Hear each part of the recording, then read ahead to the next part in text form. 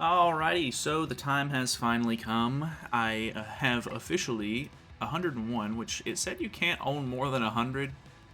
I'm not. I guess that means maybe you can't buy more if you have 100. But I'm glad that it didn't go to waste because I got the last two through the mail. But either way, we have the evolution here. 6 UR pendants is actually insane. That's 36 SSR pendants because it's 6 per. Wait, or is it? Yeah, it's six SSR pendants per UR pendant. So that's just an absolutely insane amount. But 2 million for the upgrade, 3 of the new 1-star Super Awakened books, and it's going to be a whole lot of XP pots. He does get put back down to level 1, which is actually kind of annoying, to be honest with you. Let me enable UR, and then we'll hope for the best here. They now have increased the cap to 99 potions that you can use, which is actually kind of nice. But I don't know. It's just that's a lot. You've seen I had over 100 of the UR potions there, and it's still taking me so many potions. Oh my god. That's actually ridiculous. I farmed up so many extras just so that way I would be good, and it's insane that it's still taking this many. I mean, either way though, obviously it's a pretty worthwhile investment. I am at 74k CC, which is pretty good. That's on HP defense actually, and this isn't even my best HP defense set. I think this melee has my best HP defense set, so that puts me to 74, almost 800. And I do have him 6'6", because he's been out for a really long time. I do have the Relic, but for today's video, I know a lot of people are probably very concerned on whether or not they can actually... Ooh, I guess I'm going to have to upgrade this one. How many does it take to upgrade that? Only 30? That's not actually too bad. I may need to do that if I'm going to get the most out of this character, I guess, which he doesn't have an LR... He has an LR headpiece, but no weapon, which is actually kind of surprising. Maybe that's the reason why my CC is just a little bit lacking there. Let me upgrade these pieces. I'm going to take his Relic off, because I think the big question is, for a lot of people, like, am I going to be able to actually get good use out of this unit because I don't have the Relic, because obviously the Relic is a Nidhogg Relic, which is pretty concerning for a lot of people. A lot of people cannot do Nidhogg right now, which is completely understandable, because the game mode... or the boss is just absolutely terrible. Like, he's horrifying. So I'm really hoping that we end up getting a unit for that next. That puts us really close to 75k, which I was not sure if I was going to be able to hit it, because I know a lot of other players have like really big box CC and everything. But let me take the Relic off. We're going to change his weapon cosmetics so that way we don't have it on, just so that way we can be 100% crystal clear that I don't have it equipped. And we're going to test him out a little bit today. That actually brought his CC down like an extra, a little over 2,000, which is kind of nuts. I'm going to be using this team. I know it's not optimal or anything like that, but I figure if you don't have the Relic... and maybe you don't have, like, the other relics for, like, Deanne, for example, because I know a lot of people are running the new Transcendent Bond with the new Deanne with her relic, and then Lostvayne, so that way he's, like, incredibly tanky, and you can sort of just rush for an ultimate and pretty much insta-kill, which... I gotta say, that's pretty lame, but either way, it's optimal, so that's what people are probably going to end up doing. Just in case you don't have, like, the seasonal units for the Demon team or whatever, I figured we would go a little bit old school. I'm going to use regular Chandler. I do have his relic. It's a dog relic. It might be a little bit more accessible than, you know, some of the other ones are. And then Esterosa's been out for a while. I'm using... Ragnarok Bond in the back line, just so that way I can try to... get some extra stats and everything. I guess I'm going to use Evasion Food just in case as well. So this, I don't want to call this necessarily like a free-to-play melee showcase, because it's definitely not free-to-play, but this is going to be definitely a little bit more dumbed down. We're going to see how well he can play without having sort of like all these crazy, you know, extra things that, you know, you would have, I guess, if you were like a top-tier player. So... yeah, we're going to see how it goes. Either way, I know this has been a really long intro, so some of you may have skipped it. But either way, if you're new to the channel, feel free to subscribe. We're on the way to 15k. That'd be super cool of you if you wanted to stick around. Let me move my camera back, and we're going to hop into this PvP. Alrighty. Ooh, okay, so we have an unknown team first, which is pretty interesting. That's actually pretty bad for me specifically, because I'm not going to have... the...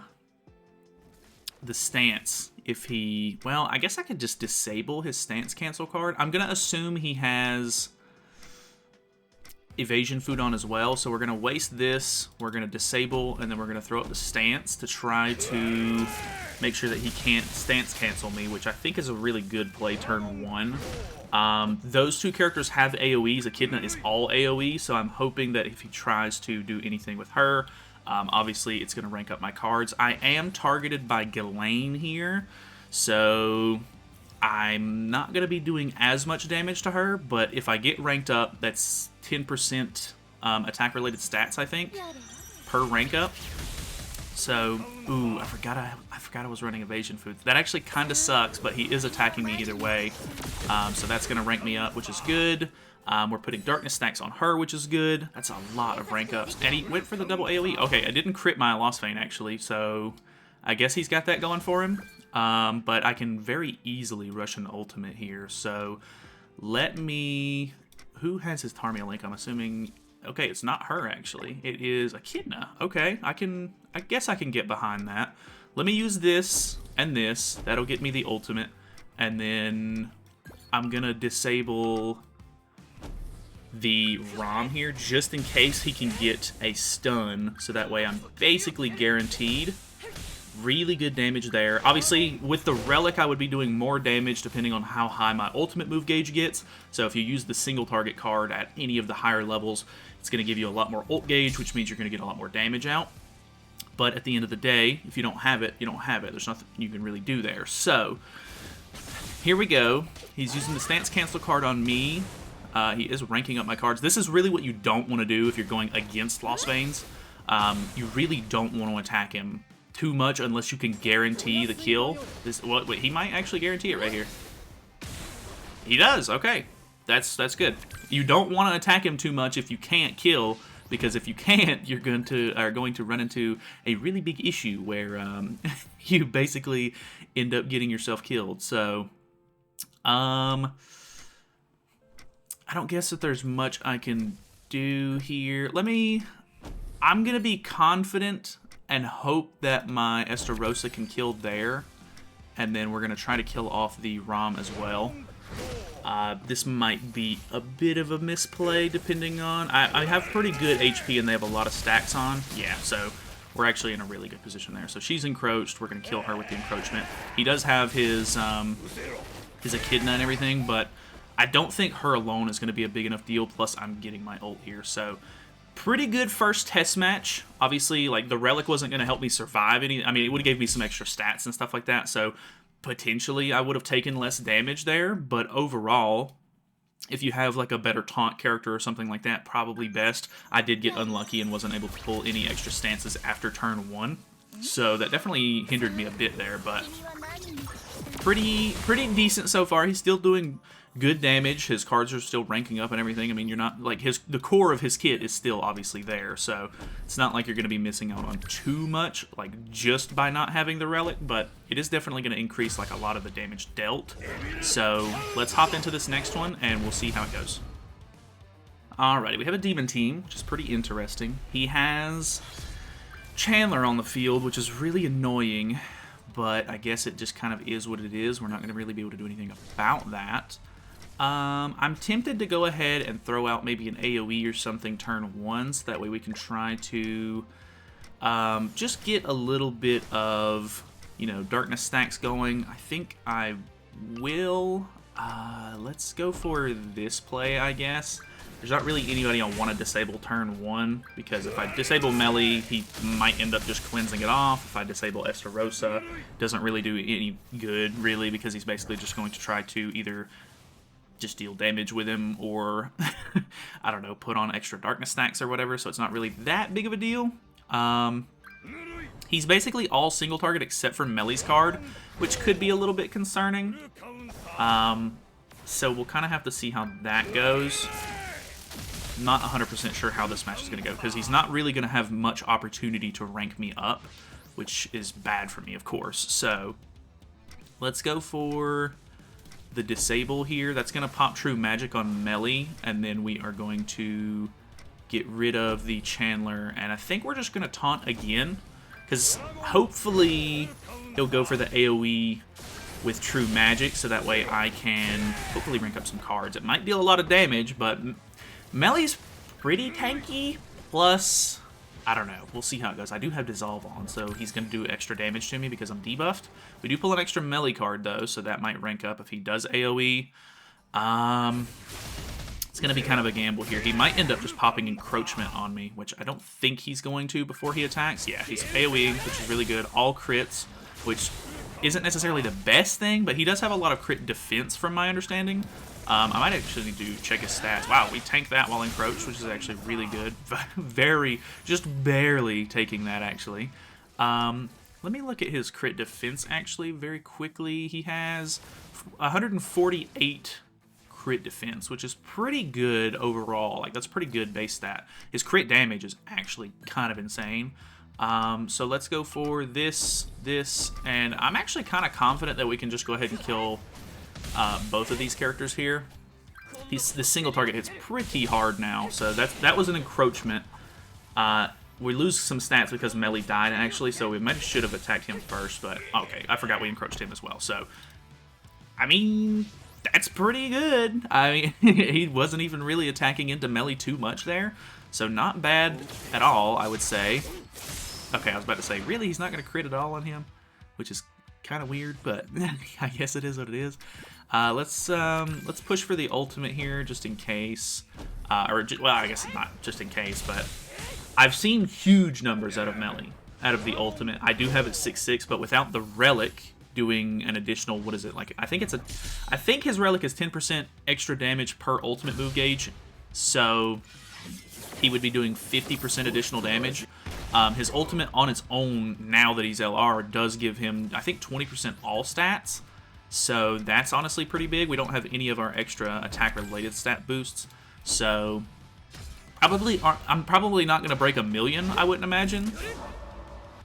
Yeah, 400,000. That seems about right. So obviously a lot more damage would be dealt if he was ranking up my cards, I was getting buffs, and then if I had the Holy Relic as well. So, I mean, still not bad. I'm not hating on it. So let's move on. All right, we have another demon team. This isn't, okay, I was about to say, this isn't the same guy, I don't think. He does out-CC me because I'm using evasion food, so let's hope.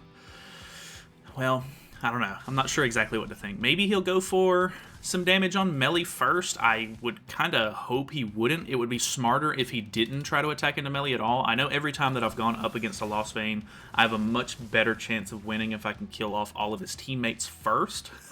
Kind of like, I don't know, whenever the Ultimate Escanor originally came out, I thought it was a lot better to get rid of all of, his teammates, so that way he can't do as many cards. Oh, he really doesn't crit me there. That's really unfortunate, actually. Let's just go for a very small, like, nothing sort of play. And then we'll get an ultimate here just to put on some extra stacks, I guess. Like I said, this team doesn't have a whole lot of, because it's the same team as last game, it doesn't have a whole lot of AoE potential, so the odds of him actually critting me now that he's wasted his AoE turn 1 is probably not very good for me. He's going to end up building up a lot of darkness stacks, I think, on me, which kind of sucks. Dang, double single target, which I guess it's not out of the realm of possibility. He is putting a lot of extra damage on himself here, and so I'm not really sure why. I mean, you're disabled as well while having true magic.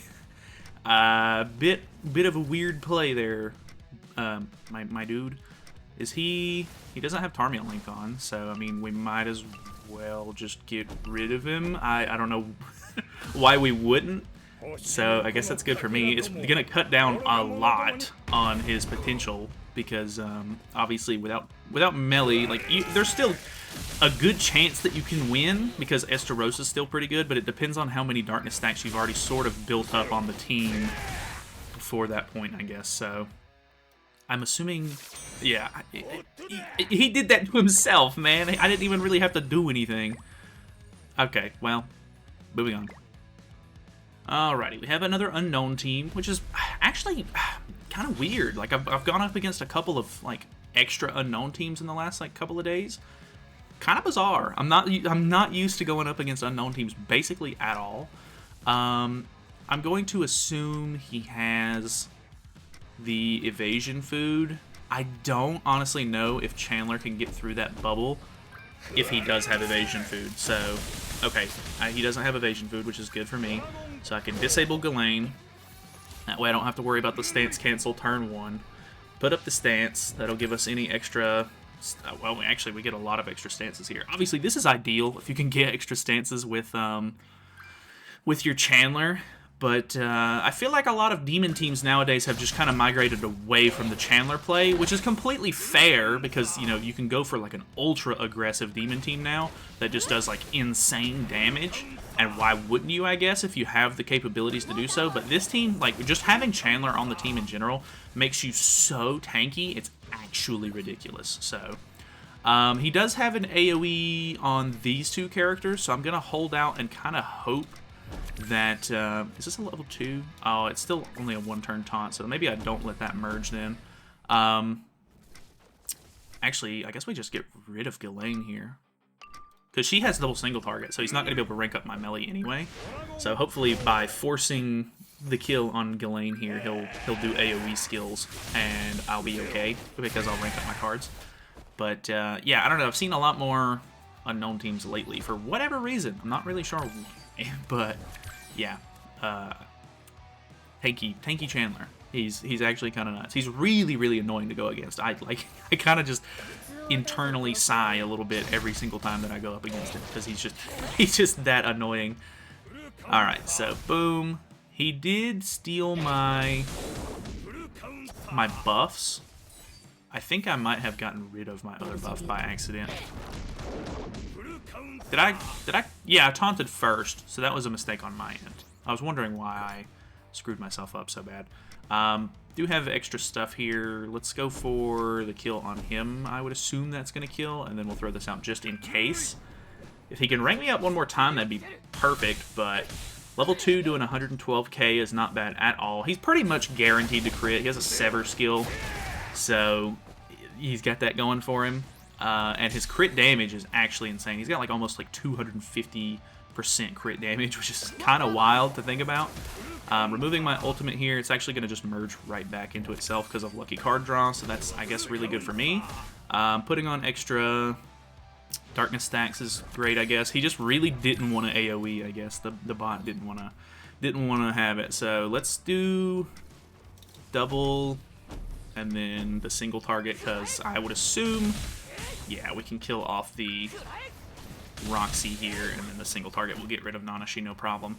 We won't be able to rush an ultimate or anything. I really want to try to get an ultimate off without, you know, while there's still 3 enemies on the field and everything, but it just doesn't seem like I'm hitting, you know, what I need to be able to do that. I'm now in Champion 1, so we might be guaranteed a bot. I might be able to just ult rush, so we'll see how it goes. Alrighty, of course, we have a demon team. Nothing too crazy there. He does go first. He's in Zenith. I'm assuming this is still going to be without CC food or anything. Like, I assume this is still a bot because 220, even though that sounds like a lot, if you have a really high tier account, that's not really out of the realm of possibility. I think the evasion food is actually screwing me more than it actually doing any good. He is attacking melee, which is good, so that way I can... Ooh, double crit, turn 1. That's really good for me. I might be able to just rush the ult here and then call it a day. So, you have Tarmia Link on your melee? On your Zeldris? Okay, very bizarre. I'm not really sure about that, to be honest. I don't think I've ever really seen anybody not put it on, like, 2 of their, like, big dudes. The melee AoE is still very scary, of course. We didn't pop True Magic just yet, but all he has to do is single target and then AoE, and it's... Yeah, I don't want to call it done for. Like, I think I might be able to survive it, but I'm not 100% sure. He is attacking with his other characters, though. Okay, here's the single target. He's actually not double attacking with melee, which is really good, so that way I can just test out this AoE. This was basically perfect scenario, because this is, like, the tankiest team in the game. And I don't have any extra cards in hand, which is a little bit concerning. We're going to put 2 more darkness stacks out before I attack, just to try to get as many basics or many stats as I can, and then we'll see how it goes. So Here we go. We have 3 stacks on everybody. Nobody's encroached, so they're not getting a huge damage or like stat reduction. But here it is. Boom. 554. We had no crits at all, which is actually kind of insane. I would say that's like worst case scenario. Pretty much. Like, great that you got the ultimate, but you have no cards in hand, so you're not doing anything extra from the secret technique. You don't have the Holy Relic, so you're not doing any extra damage because of the ultimate move gauge being full. And then I only had one of my stacks from ranking up because Estarossa ate the other one. So, very interesting, to say the least. I'm not going to say that it's bad, because, I mean, obviously it still did enough damage to wipe the entire field and everything. And, I mean, really, that's what's important. But do note that I do have him 6'6". If you're a newer player and you weren't around whenever he was on a lot of banners and stuff like that, you probably don't have him completely maxed out as far as ultimate move gauge goes, which could end up hindering you quite a bit if you don't have the relic. So, obviously there's a lot of other scenarios that you can kind of be in. You know, if they do rank you up more than once, maybe you're not running Estarossa on the team with him, you're running a different team comp, you're not going to get your, stacks eaten off. Yeah, I think that there's a lot of potential with the unit. I would say this being a little bit more of a lazy sort of, demon team, and it's still doing that good, means that, obviously if you run him with anything more optimal or, just better in general, you should be in a really good spot, even without the relic, I would think. That was ungeared PvP, of course. I'm already in Champ 1 for geared PvP, so I might end up trying to mess around with him a little bit more next week in geared PvP, but I think maybe we'll do another PvP video with him, and then I do want to mess around with him in some PvE stuff, because people have asked me to do that kind of thing as well. So thank you guys so much for watching. Hopefully you guys enjoyed the video. Hopefully it was sort of insightful and everything. I know a lot of people aren't able to beat Nidhogg at the moment, so I kind of wanted to make this my first sort of big test now that I have him on my own account. But that is basically it. If you've made it all the way to the end, feel free to subscribe, stick around. That would be awesome of you. And yeah, either way, I hope you guys have a nice day. I will see you guys later.